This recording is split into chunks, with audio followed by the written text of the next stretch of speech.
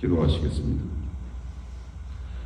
하나님 아버지, 지난 한 주일 주님의 은혜로 인도하여 주시고 오늘 2025년 새해 두 번째 토요일 새벽 기도회에 예배당에 나와 마음의 무릎을 꿇고 겸손하게 하나님 앞에 기도하게 하시니 감사를 올려드립니다. 하나님이 우리에게 구원을 주셨고 구원받은 자로 살아갈 계명을 주셨습니다. 오늘 우리에게 주신 말씀과 계명, 주의 도를 우리가 힘들게 만들고 어렵고 구속하려는 것이 아님을 깨닫게 됩니다. 주님께서 주신 말씀과 계명을 우리가 기쁨으로 잘 지켜 세상과 다르게 살아가게 하여 주시고 이 말씀을 순종함으로 우리가 세상에 속하지 않고 하나님 앞에 구원받은 백성으로 천국 시민으로 살아가게 된다는 것을 깨닫게 하여 주시옵소서. 적극적으로 순종하고 하나님 말씀으로부터 받은 새로운 인생을 아름답게 살아가는 믿음의 능력의 성도가 되게 하여 주시옵소서. 오늘 이 아침에도 주시는 말씀 저에게 허락하여 주시기를 간절히 빌고 원하오며 예수 그리스도의 이름으로 간절히 기도드리옵나이다. 아멘. 오늘 말씀은 출애굽기 20장 1절부터 26절까지 있는 말씀입니다. 출애굽기 20장 10계명 1절부터 17절. 하나님이 이 모든 말씀으로 말씀하여 이르시되 나는 너를 애굽 땅 종 되었던 집에서 인도하여 낸 내 하나님 여호와니라. 너는 나 외에는 다른 신들을 내게 두지 말라. 너를 위하여 새긴 우상을 만들지 말고 또 위로 하늘에 있는 것이나 아래로 땅에 있는 것이나 땅 아래 물속에 있는 것의 어떤 형상도 만들지 말며 그것들에게 절하지 말며 그것들을 숨기지 말라. 나 내 하나님 여호와는 질투하는 하나님인즉 나를 미워하는 자의 죄를 갚되 아버지로부터 아들에게로 3, 4대까지 이르게 하거니와 나를 사랑하고 내 계명을 지키는 자에게는 천대까지 은혜를 베푸느니라. 너는 내 하나님 여호와의 이름을 망령되게 부르지 말라. 여호와는 그의 이름을 망령되게 부르는 자를 죄 없다 하지 아니하리라. 안식일을 기억하여 거룩하게 지키라. 여세 동안은 힘써 내 모든 일을 행할 것이나 일곱째 날은 내 하나님 여호와의 안식일인즉 너나 내 아들이나 내 딸이나 내 남종이나 내 여종이나 내 가축이나 내 문 안에 머무는 객이라도 아무 일도 하지 말라. 이는 엿새 동안에 나 여호와가 하늘과 땅과 바다와 그 가운데 모든 것을 만들고 일곱째 날에 쉬었음이라. 그러므로 나 여호와가 안식일을 복되게 하여 그날을 거룩하게 하였느니라.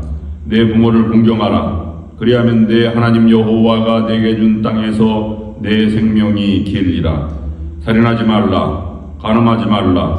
도둑질하지 말라. 내 이웃에 대하여 거짓 증거하지 말라. 내 이웃의 집을 탐내지 말라. 내 이웃의 아내나 그의 남종이나 그의 여종이나 그의 소나 그의 낙이나 물은 내 이웃의 소유를 탐내지 말라. 공포에 질린 백성들 18절부터 21절. 못 백성이 우레와 번개와 나팔 소리와 산의 연기를 본지라. 그들이 볼 때에 떨며 멀리 서서 모세에게 이르되 당신이 우리에게 말씀하소서 우리가 들으리이다. 하나님이 우리에게 말씀하시지 말게 하소서 우리가 죽을까 하나이다. 모세가 백성에게 이르되 두려워하지 말라. 하나님이 임하심은 너희를 시험하고 너희로 경외하여 범죄하지 않게 하려 하심이니라. 백성은 멀리 서 있고 모세는 하나님이 계신 흑암으로 가까이 가니라. 우상 타파와 제단에 대한 규례 22절부터 26절. 여호와께서 모세에게 이르시되 너는 이스라엘 자손에게 이같이 이르라. 내가 하늘로부터 너희에게 말하는 것을 너희 스스로 보았으니 너희는 나를 이겨서 은으로나 금으로나 너희를 위하여 신상을 만들지 말고 내게 토단을 쌓고 그 위에 내 양과 소로 내 번제와 화목제를 드리라. 내가 내 이름을 기념하게 하는 모든 곳에서 내게 임하여 복을 주리라. 내가 내게 돌로 제단을 쌓거든 다듬은 돌로 쌓지 말라. 내가 정으로 그것을 쪼면 부정하게 함이니라. 너는 층계로 내 계단에 오르지 말라. 내 하체가 그 위에서 드러날까 함이니라. 아멘. 출애굽기 10장은 성경에서 가장 잘 알려진 말씀이자 유명한 말씀입니다. 성경에 우리가 잘 아는 몇몇 장들이 있습니다. 여러분, 사랑장은 고린도전서 13장, 그 다음에 주기도문은 마태복음 6장, 그 다음에 산상수훈은 마태복음 5장부터 7장, 십계명은 출애굽기 20장. 신학교 들어가면 성경 시험에 많이 나오는 문제 중에 하나입니다. 여러분은 합격을 하셨습니다. 출애굽기 20장은 구약의 요약이라고 볼 수 있습니다. 여러분, 성경이 66권이지요. 66권의 요약을 시브리인들은 구약 성경이라고 말합니다.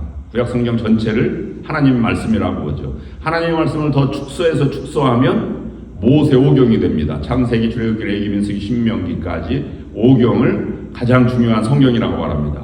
그 성경을 다시 줄여서 십계명 계약 말씀이라고 불리우는데, 십계명 말씀은 시내산에 올라가서부터 말씀을 받은 때부터 말씀을 마칠 때까지, 출애굽기 19장 19절부터 민수기 10장 10절까지를 시내산 계명 법전이라고 부릅니다.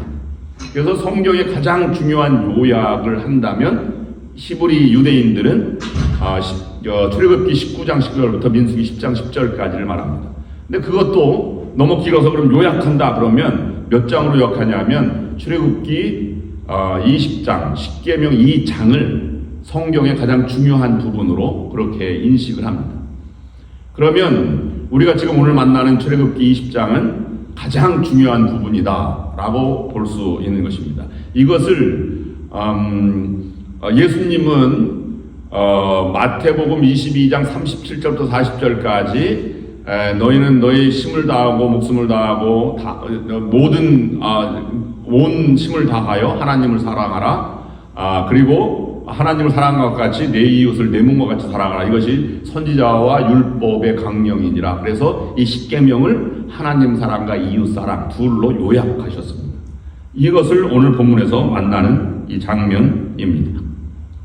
그러면 십계명의 우리 중요한 것은 몇 가지 특징으로 살펴볼 수 있는데, 먼저 형식상으로 보면 네 가지로 십계명을 우리가 다른 고대 근동 지방이나 이 인류 역사상 유일한 하나님을 섬기는 히브리인들의 유일신 사상과 하나님을 나타내는 십계명은 형식상 네 가지 차이점이 있습니다. 첫 번째 있는 것은 성문법이라고 하는 것입니다. 문자로 쓰여진, 하나님이 첫 번째 돌판은 누가 썼는지 알 수 없지만 돌판을 쓴 것을 가지고 내려왔을 때 히브리인들이 아론과 중심으로 해서 금송아지를 만들었죠. 금송아지를 만들었을 때 모세가 그걸 너무 놀래가지고 산에서 내려오자마자 여호수아 앞에서 그걸 던져 버립니다. 그리고 금송아지를 태워서 물에 타서 백성들에게 먹이고 레위인들 2,000명을 죽이는 그런 징벌을 받게 되죠. 이 히브리인들은 아론의 금송아지를 만들 때 자기 귀걸이를 빼서 이 아론에게 바쳤더니 금송아지가 나왔다. 이 아론이 변명을 합니다.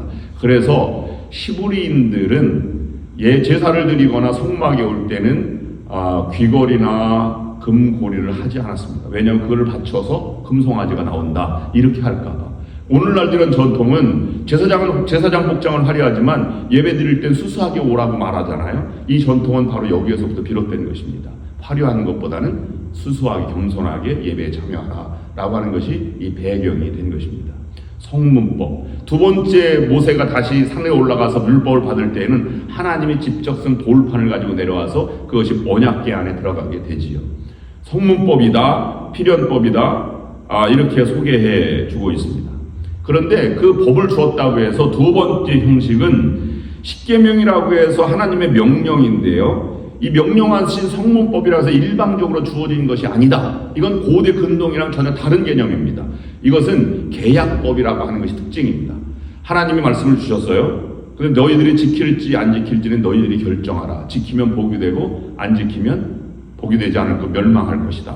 라고 하는 이 하나님과 언약 백성 간의 히브리인들 간의 계약을 맺어서 계약한 것대로 지켜나가도록 하는 법이다 해서 계약법이라고 말합니다. 명령법이 아니다 하는 말입니다. 그 당시에 세 번째는 그 당시에 성문법이 몇 가지 존재하고 있었습니다. 이 수메르 법전이라든지 여러분 다 세계사 시간에 배웠던 함무라비 법전이라든지 아니면 아수르 법전이라든지 고대 근동 지방도 번화한 세계가 있기 때문에 제국들이 법전을 가지고 있었는데 돌판에 사는 함무라비 법전에는 이 법전이 필연법 이렇게 쓰지 않고 판례법으로 되어 있습니다. 도둑질하면 어떻게 되는데 어떤 판례가 있다. 이런 것으로 판례집처럼 이렇게 나와 있는데 유일하게 십계명만은 필연법으로 되어 있어서 너희는 무엇을 하라, 무엇을 하지 말라. 이런 형태로 구성되어 있는 것이 특징입니다. 그래서 십계명을 언약법이라고 해서 강제로 하나님이 그러면 지켜라 라고 하는 강제법으로 해석하는 경향이 있는데 그건 아닙니다. 다른 세상 사람들은 십계명이나 하나님 말씀이 중요치 않습니다. 왜냐하면 계약을 맺지 않았기 때문에 남의 이야기입니다. 그건 아무 소용이 없는 것입니다. 근데 이 강제법은 그런 사람도 다 소용이 있는 거죠. 모르고 지은 죄도 다 형벌을 받는 것이니까 그런 것입니다. 왜 강제법이 아니냐 언약법이라고 얘기하느냐 하면 이 책임을 하나님께 돌리지 않게 하기 위한 그러한 신학적인 의미가 담겨져 있는 것입니다. 만약에 인간이 지키지 않았으면 너무 어려운 법을 만들어가지고 하나님 지킬 수가 없습니다. 하나님 잘못입니다. 이렇게 나올까봐 지킬 만한 것을 너희들 스스로 마음에 결정해서 지켜라. 그럼 복이 될 것이다. 다른 차원으로 살아가라. 여러분 선악을 알게 하는 나무의 실과를 따먹었든 따먹지 않든 하나님이 그걸 명령을 지켜서 동산 중앙에 있는 나무의 열매를 먹지 말라고 했는데 그걸 지키는 것을 강제법이 아닙니다. 필연법입니다. 그걸 먹으면 죽거니와 먹지 않으면 거기에서 은혜로 하나님과 더불어 살게 될 것이다 라고 하는 것과 같은 개념이라 이렇게 볼 수 있습니다. 그리고 네 번째는 이걸 시부리 이 법전을 창세기부터 신명기까지를 율법의 두루마리라고 해서 토라라고 말하고 모세 오경이라고 말합니다. 경전이라고 말하는 것이죠. 가장 먼저 생긴 경전입니다. 그런데 그 토라를 다시 줄여서 십계명이라 이렇게 말하는데 이 십계명을 히브리어로 발음을 하면 이 계명들이라고 하는 것을 미츠바라고 합니다. 미츠바는 계명이라는 뜻입니다. 지켜야 할 언약이다 이런 뜻입니다.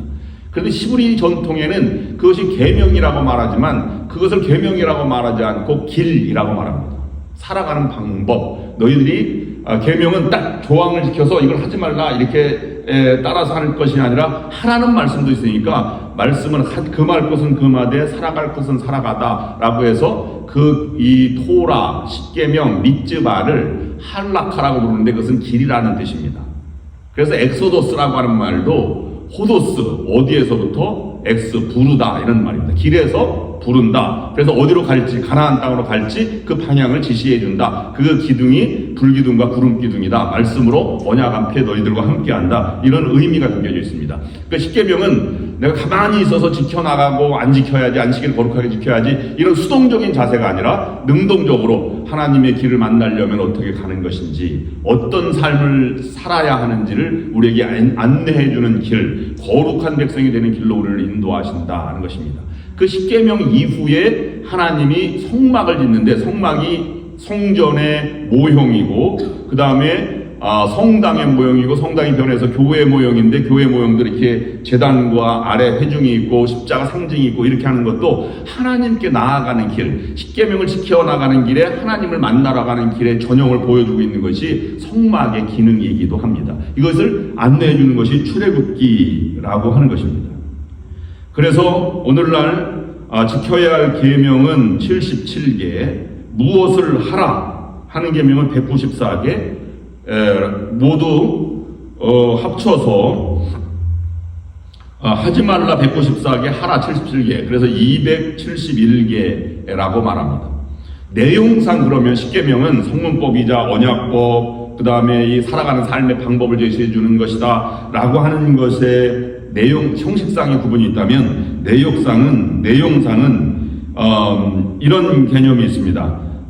내용상은 세 가지 내용의 특징이 있는데, 첫 번째로는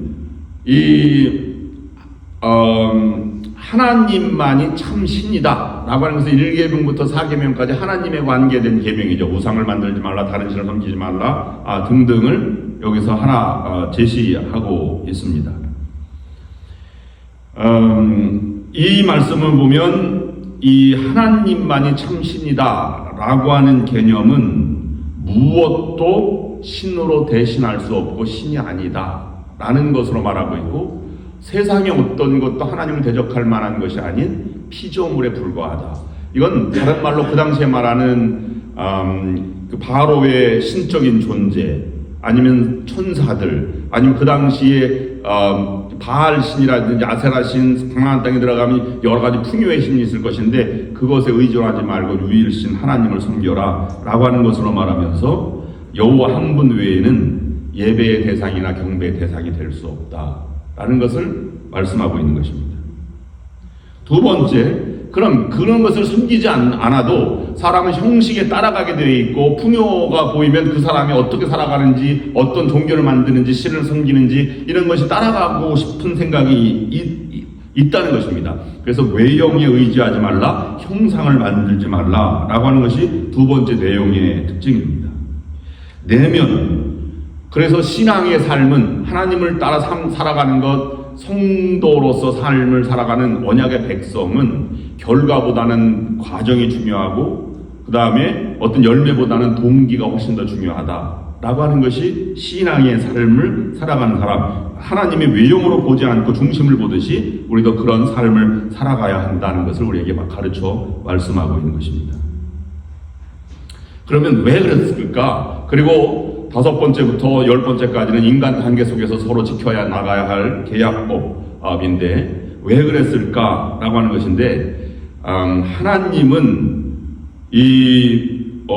인격적인 하나님, 이성과 인성을 가진 분이시기 때문에 하나님이 말씀을 듣고 이스라엘 백성들이 애굽에서 억울하게 살아가는 것, 그의 부르짖음과 고통을 내가 들었노니 라고 하는 것처럼 하나님은 듣고 보고 불쌍히 여기시고 함께 하시고 구원해 주시는 분이시기 때문에 그런 하나님을 믿고 의지해 나가는 것이 아주 중요한 것이다 라는 것을 말씀해 주고 있는 것입니다. 우리가 예배 드리는 것과 말씀을 묵상하는 것도 마찬가지입니다. 하나님의 인격적인 하나님을 만나고 그 하나님의 은혜를 경험하고 하나님이 인도하시는 길로 가서 기쁨으로 만족한 평안함 가운데 살아간다. 이것이 복이다 하는 것을 깨닫는다는 것입니다.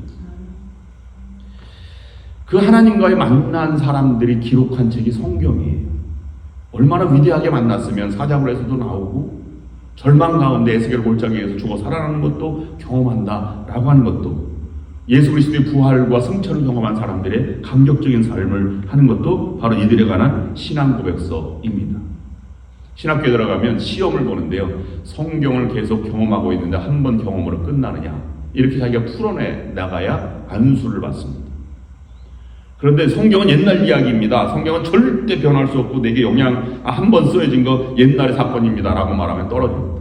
지금도 창조주 하나님이 경험하시고 나를 만들어 가시고 새로운 세계를 이끌어 가시고 이 공중 잡은 세계의 권세에 악이 지배하는 세상, 이런 것을 다시 하나님의 나라로 만들어가는 과정 속에 내가 부름받았습니다. 그럴 때 너는 정말로 하나님의 사역을 감당할 수 있는 사람이다, 이렇게 인정을 받는 것이지요. 신앙도 마찬가지입니다.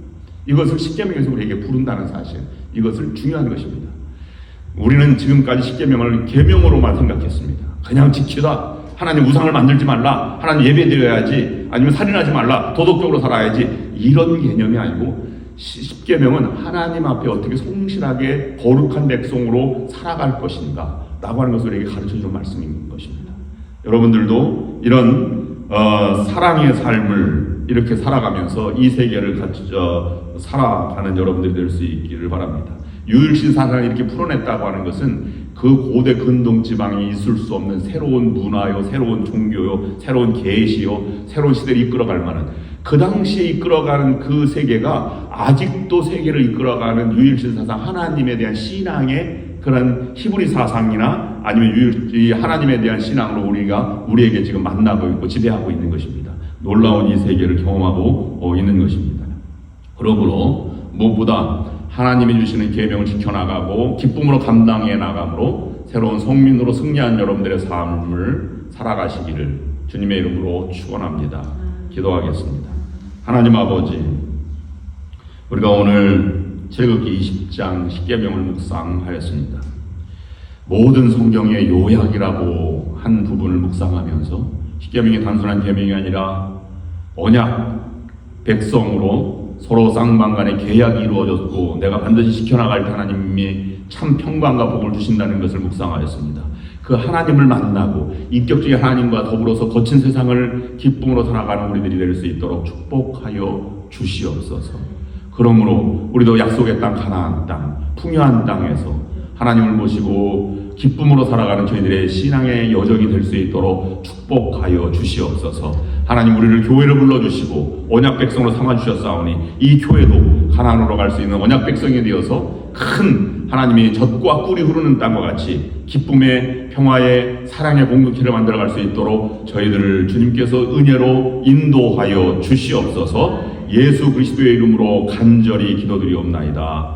아멘. 이제는 우리 주 예수 그리스도의 은혜와 하나님 아버지의 극진하신 사랑하심과 성령의 역사인도 교통하심이 오늘 예배를 드리고 말씀을 들고 나아가는 모든 성도 위에 지금부터 영원토록 함께하옵시기를 간절히 축원하옵나이다. 아멘.